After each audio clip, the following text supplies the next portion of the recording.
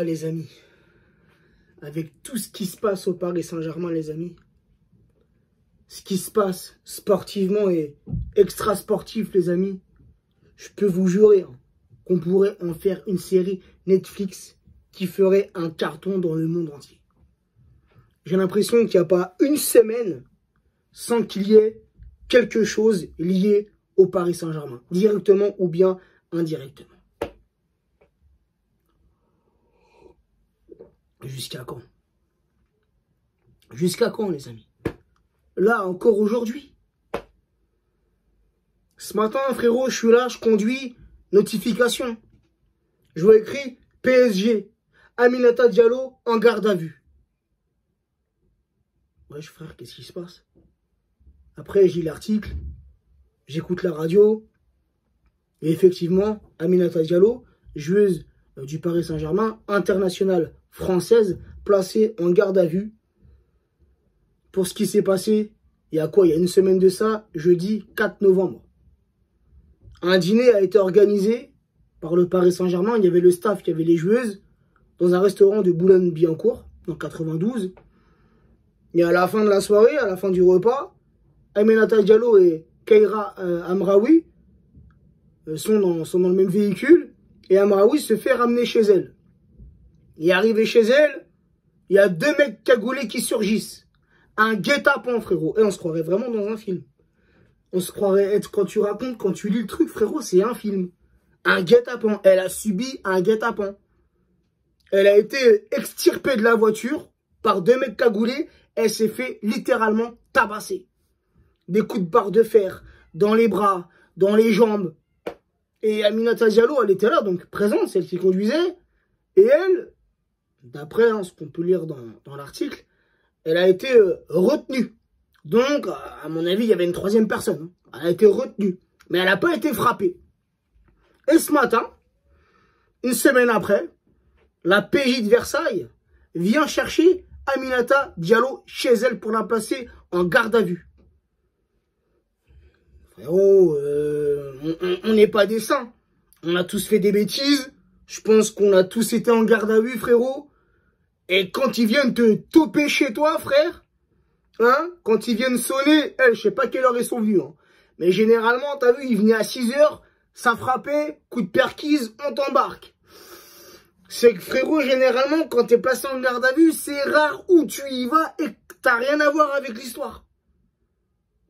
Tu vois ce que je veux dire? Là, certes, c'était elle la conductrice. Donc, elle est quand même impliquée dans ce guet-apens. Après, le problème, c'est est-ce que c'est elle? Est-ce que c'est Aminata Diallo qui a organisé ce guet-apens? Car quelques jours auparavant, avant l'agression, ça a été dit dans les médias, Keira Amraoui avait déjà reçu des menaces. Et ce qu'il faut savoir, c'est que Diallo et Amraoui sont en concurrence directe au Paris Saint-Germain, mais aussi en équipe de France. Hier soir, il y a eu ce match magnifique de la part de nos féminines contre le Real Madrid en Ligue des Champions féminines. Nos féminines se sont imposées largement 4-0. Amraoui n'était pas là. Certains se posaient la question, mais pourquoi elle n'est pas là? On n'était pas au courant de l'histoire. Et Diallo était titulaire. Donc certains, dans les médias, certains et même la police, puisqu'elle a été chercher quand même Aminata Diallo chez elle, généralement, même si c'est elle la conductrice, elle est impliquée dans l'histoire, elle reçoit une convocation s'il n'y a pas de preuve contre elle. Elle reçoit une convocation pour l'inviter à venir au commissariat pour un témoignage. Mais là, frérot, ils viennent la toper chez elle. Donc voilà, donc c'est un placement en garde à vue pour savoir si Aminata Diallo ne serait pas directement impliquée, ne serait-elle pas l'organisatrice de ce guet-apens par rapport à la rivalité, par rapport à la concurrence. J'ai envie de te dire, là, je fais cette vidéo à chaud, frérot, on a appris la nouvelle aujourd'hui. Et bien évidemment que pour le moment, Aminata Diallo, comment on dit, c'est quoi les mots qu'ils utilisent là? Elle est présumée innocente pour le moment. De ce qu'on sait, nous, pour le moment, elle est présumée innocente. Elle est juste en garde à vue, placée en garde à vue, c'est pour apparemment un témoignage. Elle va raconter sa version des faits et on verra bien, tu vois. Mais frérot, c'est chelou. Je te dis la vérité, c'est chelou. Pourtant, apparemment, elles sont bien amies. Hein.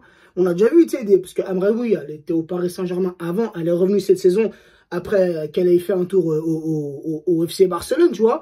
Et on a vu, on a tous vu des photos. Hein. On suit nos féminines sur les réseaux. Amraoui, Diallo, ensemble, en vacances et tout. Elles ont l'air d'être des amies dans la vie, tu vois. Mais je sais pas. Tout est possible, les frérots. Franchement, tout est possible. Dans ce milieu-là, j'ai envie de te dire, tout est possible. Elle s'est fait tabasser. On lui a pas volé son téléphone, on lui a pas volé son sac à main, on lui a pas volé de l'argent. Tu vois ce que je veux dire? Je sais pas, c'est vraiment bizarre, mais en tout cas, c'est grave. Là, ce qui s'est passé avec nos féminines, c'est grave. On verra bien ce que va donner l'enquête, mais là, le club doit taper du poing. Si jamais Diallo est reconnu coupable, ce que, au fond de moi, je n'espère pas. Hein. C'est une excellente joueuse de football. Hein. Moi qui suis les féminines, hein, moins que nos masculins, bon, voilà. Mais je m'y mets. D'année en année, je m'y mets à suivre nos féminines, regarder leurs matchs. Et Diallo, elle a des qualités. Elle est encore jeune, elle a 26 ans, elle a des qualités. Elle est très forte. Va pas niquer ta carrière comme ça. Parce que si elle est reconnue coupable, qu'il y a des preuves contre elle, eh frérot, c'est la prison qui l'attend. Ah oui, tu organises comme ça un guet-apens, frérot. Tu veux quoi? Tu veux achever la carrière d'Amraoui? C'est ça en gros, frère. Tu vois? Tu veux lui casser ses jambes.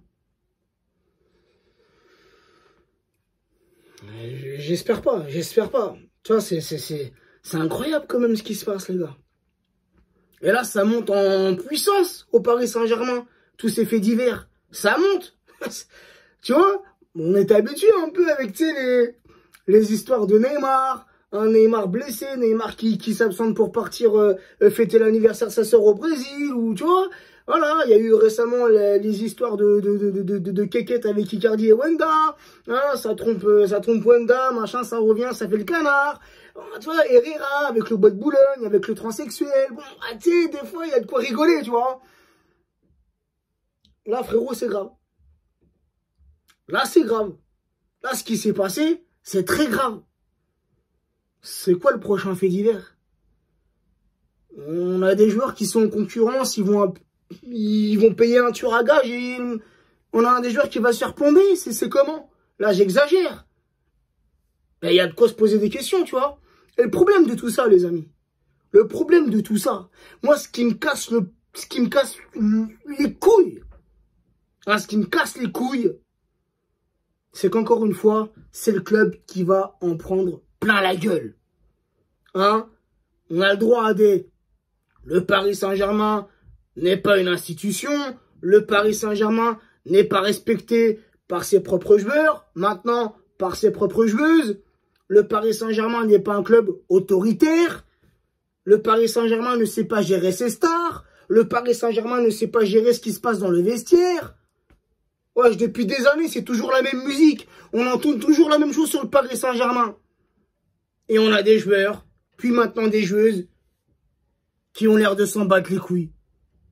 Qui font ce que bon leur semble. Qui font ce qu'ils veulent. C'est les portes ouvertes. Au Paris Saint-Germain, c'est open bar. Venez et faites ce que vous voulez. On ne vous dira jamais rien. Et il y en a beaucoup qui pensent que chez nous, c'est comme ça. Et quand tu vois ça, bah, même toi, en tant que supporter, tu te poses des questions. T'sais. Comment ton club, il est géré? Où est l'autorité du club? L'émir. Pas Nasser. Nasser, c'est en dessous. C'est l'émir qui doit taper du poing en personne, qui doit se déplacer et qui doit pousser un gros coup de gueule et faire un gros nettoyage si cela est nécessaire. C'est inadmissible. C'est inadmissible. On parle plus du Paris Saint-Germain pour ce qui est de l'extra-sportif que du sportif.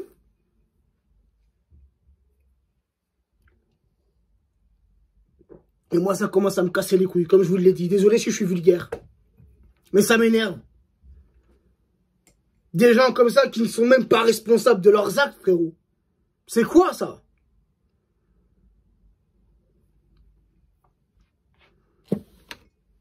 Ça va encore pointer le club du doigt. Encore le club hein, qui va s'en prendre plein la gueule. Déjà, ça commence sur les réseaux. Et même en dehors de ça, j'ai fait une petite publication suite à cette histoire sur mon compte Twitter. Et j'ai été voir ce qui se passe sur Twitter, hein, sur cette affaire-là. Et qu'est-ce que ça engendre actuellement sur Twitter? Du racisme. Entre Noirs et Arabes. Voilà ce que ça engendre. Voilà ce que, au fil des heures, cette histoire engendre. Du racisme. Comme si il n'y en avait déjà pas assez du racisme. Et là, ça s'en envoie plein dans la gueule. Hein. Ah, t'as vu ce qu'elle a fait, la Renoir, la Rebeu. Ah, bah, la Rebeu, elle avait qu'à pas, ça lui apprendra. C'est incroyable, les amis. Incroyable. Soyez intelligents un peu. Je parle même là pour les supporters parisiens, les supportrices hein, parisiennes du Paris Saint-Germain. Soyez intelligents, soyez intelligentes. Et ne tombez pas dans ces trucs de merde, là. Hein, ces trucs de merde de racisme. Tombez pas là-dedans. Soyons entre nous, supporters, supportrices, soyons unis. On est là, on veut se diviser, quoi, sur une couleur de peau, sur une religion, sur une orientation sexuelle, sur...